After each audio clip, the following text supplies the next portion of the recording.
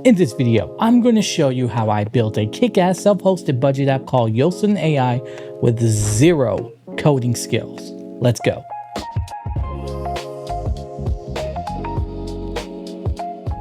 Yeah, you heard that right. So AI app builders have been around for a few years now, but most people use them to create web apps that stay hosted on the same platform that built them, and that's fine. But I had this itch. I've got a home lab, and I love my home lab, and pretty much everything I run on it is open source. So I started thinking, how can I build an app to manage my budget and give something back to the open source community that's been giving me so much amazing tools over the years? The problem is, I didn't even know if it was possible. Building the app, sure, but self-hosting something generated by AI on my own hardware, that felt like a bit of a stretch. Still, I couldn't let it go. That voice in my head kept saying, yo, imagine if this actually works. Because if it did, I had tons of ideas for self-hosted software that could seriously level up my home lab. So I went all in. Time, money, trial and error. Yeah, it's possible. Building this app took me about 5 days, putting in 12 hours a day, and I wasn't just winging it. I had a very specific vision. I knew how I wanted it to look. I knew how I wanted the animation to feel. I'm also a bit of a perfectionist when it comes to quality. Every iteration, whether I added a feature, changed something, or just polished it, I went through the entire app to make sure everything worked. That's a big reason why it took so long. Now, a lot of people can spin up apps in Replit or Base44 in a few hours, and honestly, that's the fastest and cheapest way to get something functional. But if I was going to build something for the self-hosted community, I wanted it to feel polished. And the main tool I used was Replit. I've been using it for about 2 years now, and yeah, it can get expensive, but the level of polish you can get out of it is just next level, especially when using it today. I also tried Base44 and Bolt, and both are solid, but Replit stood out because it got things right most of the time and rarely broke the app. Base44 comes in second. It consistently gave me a more basic looking app, but it did what I asked most of the time. There were moments where it didn't fully match my vision, but for something I was just building for myself, the results were still solid. Bolt, man, honestly, I burned a lot of credits there. I'd spend hours building something, it would break, and then Bolt just couldn't recover it. Now, to be fair, I'm sure it's improved since then, but about a year ago, recovery was almost non-existent. That being said, Replit has come a long way. I'm sure the others have improved also, but when a tool consistently works and you keep getting better and better at using it, it's just hard to switch. Here's an example of how far Replit has come and how much we've grown together. Here's an app I built last year. I pushed Replit to make something eye-catching, and at the time, this was the best it could do. Back then, I didn't really care how it looked, as long as it worked. And it did. Now compare that to something I built more recently, this game. This time, I treated Replit like an actual developer, and I gave it very specific directions. And yeah, most of the time, it got things wrong, but I figured something out.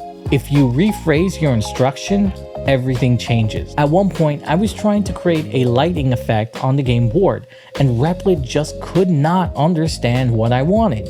It kept looping, burning credits, and getting nowhere. So I changed my approach completely. Instead of describing the effect directly, I told it, hey, build me an admin tab called Board Design, show the game board image, give me a paintbrush tool, and let me draw effects onto the board. Now, suddenly, it got it. I could draw lines, assign animations, and glow effects, and it all worked exactly how I wanted. That's when it clicked.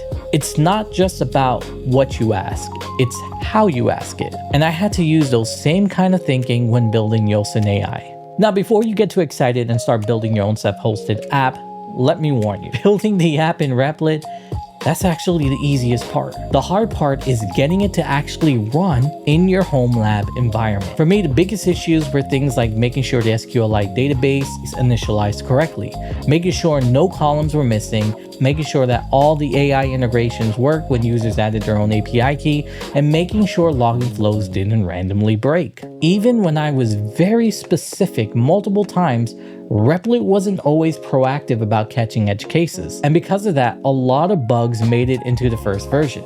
And we're talking about app-breaking bugs. You see, the core problem was that the app and database were fundamentally out of sync. The Prisma schema expected columns and tables that simply didn't exist because the official migration were incomplete. So basic operations would crash with missing columns errors like expense.currency or add by ID.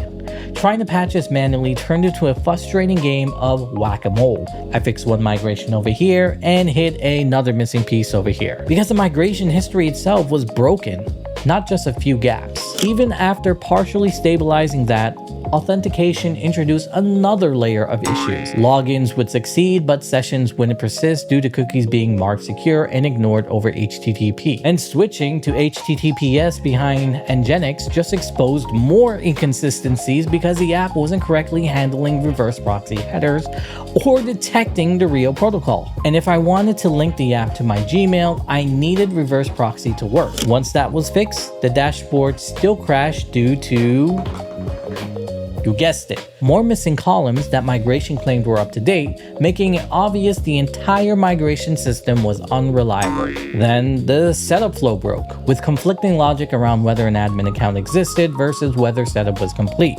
This issue caused loops and false already exist errors because different parts of the app checked for different flags. After untangling that and stabilizing login, deployment revealed yet another structural issue. The live database had been manually patched into a working state, but fresh installs still built from the incomplete migrations had failed immediately, meaning the system wasn't reproducible. Fixing that required reconciling the migration history with reality, and even then, deploying safely became its own problem. Some migrations needed to run for new installs but would break or duplicate work on the existing database, forcing a split strategy just to avoid corrupting data. Overall, the issue wasn't just bugs, it was deeply inconsistent system where schema, migration, runtime behavior, and deployment assumptions were all misaligned. And every fix exposed another layer of that mismatch. And like I said, I really pushed Replit to find and patch bugs before release. And it did. It would spend 20 minutes patching shit, yet all those bugs made it through. Like I said, great at being reactive, not so much with being proactive. I'm not trying to scare you, just setting realistic expectations. Replit doesn't distinguish between issues caused by its agent and those caused by you. So if the agent breaks your app, any additional usage to fix it is still billed to you. In simpler cases, you can usually recover with a rollback, but that's not guaranteed. In my situation, where the app worked perfectly in Replit's preview, but crashed when run via Docker, fixing it required a combination of manual debugging and selectively using the agent in fast mode, which is cheaper than the autonomous mode, but still adds up over time, and it's not as effective as working through the problem with the full agent or fixing it yourself. But after days of working on this project, I finally have it in a polished state. The app turned out better than I could have hoped for. When building it in Replit, the preview screen honestly gave me anxiety. The app felt really slow when switching between pages, and I was worried that that would carry on once I deployed it to my home lab, but it didn't. Running it in my own environment, the app is smooth, responsive, and honestly feels great to use. So let's take a quick tour of the app. So the way I designed the app is when it launches for the first time, it prompts you to create an admin account. Because this app is meant to be self-hosted, everything runs through the admin account. Account creation, creating a new budget, sharing that budget with other users, etc. Once an admin account has been set up, you'll never see that screen again unless you delete the database from your server.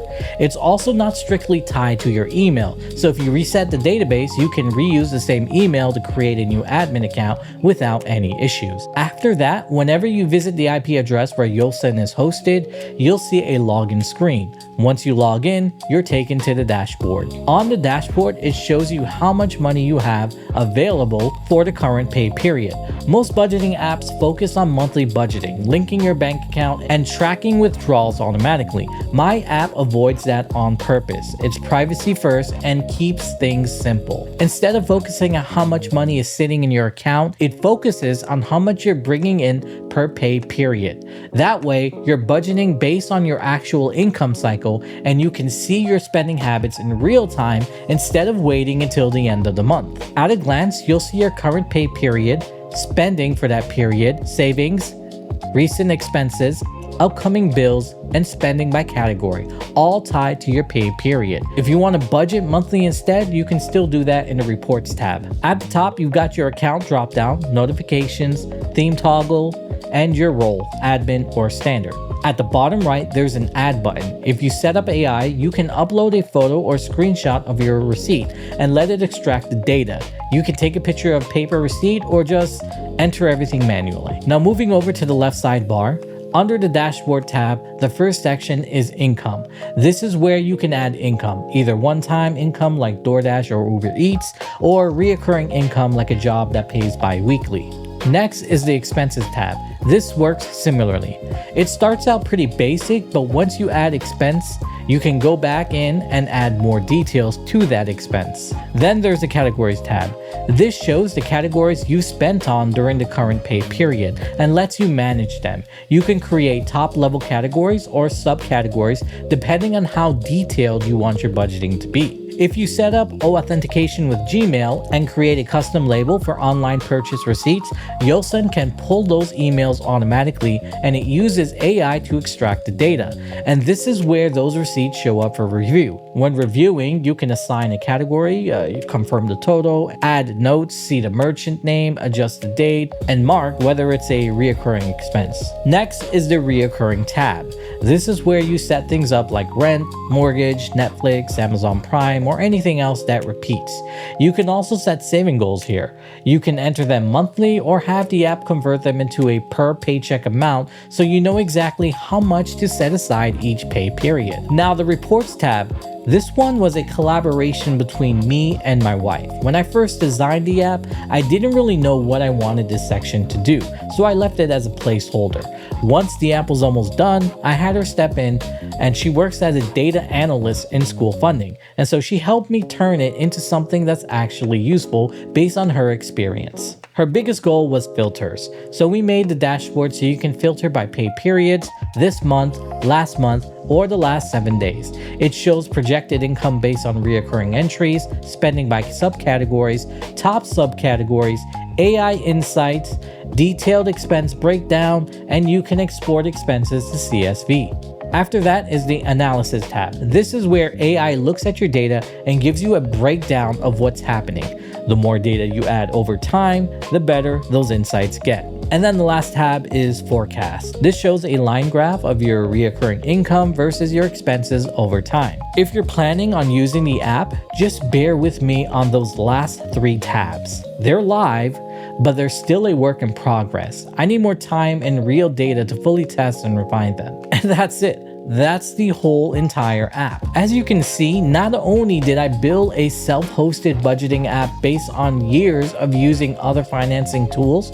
but I built something that's actually clean, private, and functional. And I learned a ton in the process. With everything I learned, I'm going to apply it to the next app I build with Replit. It's going to be a more ambitious app. I want to build something that pushes home automation like Home Assistant to the next level. I just don't know if it's going to work yet, but if I can get it to work, Google and Alexa will not stand a chance against Home Assistant. But that's it for this video. If you found it helpful, be sure to give me a thumbs up. If you didn't, thumbs down work also. Be sure to subscribe because there are a lot more self-hosted apps that I'm going to be designing, and I will take you through the process of me designing the app and then going through Replit to create it. My name is Z, hasta luego muchachos, and I'll look for you in the next one. Later.